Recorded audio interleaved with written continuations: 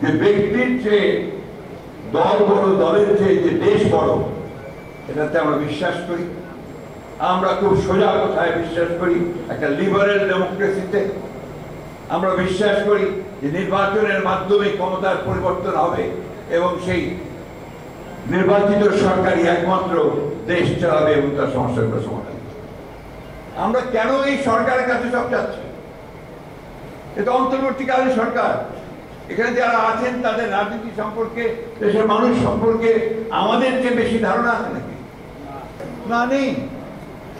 কিন্তু আমরা তাদের দায়িত্ব দিয়েছি, তারা তৈরি করুক, তারা আলোচনা করছি, আলোচনা করে যেটা আমাদের কাছে গ্রহণযোগ্য হচ্ছে সেটা আমরা আলোচনা করে নিয়ে নিচ্ছি। সীমান্তে হত্যা এবং পুশিং, এই কথাটা আমরা ঠিক সেইভাবে বলছি না, ছোট্ট ছোট্ট করে নিউজ দিচ্ছি আপনার কোথাও। আমি সাংবাদিক ভাইদেরকে অনুরোধ করবো, সকল সংবাদ কর্মী, সংবাদ মাধ্যম সবাইকে অনুরোধ করবো এই ব্যাপারটাকে সিরিয়াসলি রাখার জন্য। এটা কোনো হালকা ব্যাপার নয়, প্রতিদিন ঘটছে না এবং সীমান্তের চারদিকে ঘটছে।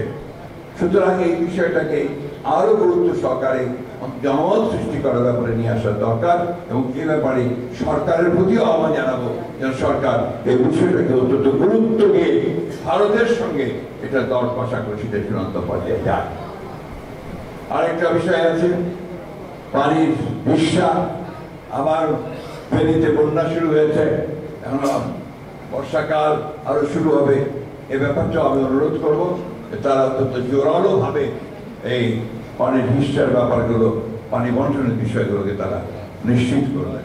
জাতীয় ঐক্য সবচেয়ে বড় জিনিস আপনারা বলেছেন, আমরা বিশ্বাস করি সবচেয়ে বড় জাতীয় ঐক্য তৈরি করা দরকার। জাতীয় ঐক্য কোন জায়গায় হবে? জাতীয় ঐক্য হবে আমার গণতান্ত্রিক অধিকারকে রক্ষা করার ক্ষেত্রে। আমি তোমার সঙ্গে একমত হব না, কিন্তু তোমার মত প্রকাশের স্বাধীনতাকে রক্ষা করবার জন্য আমি আমার প্রাণ বিসর্জন দেব, এটাই জাতীয় ঐক্য।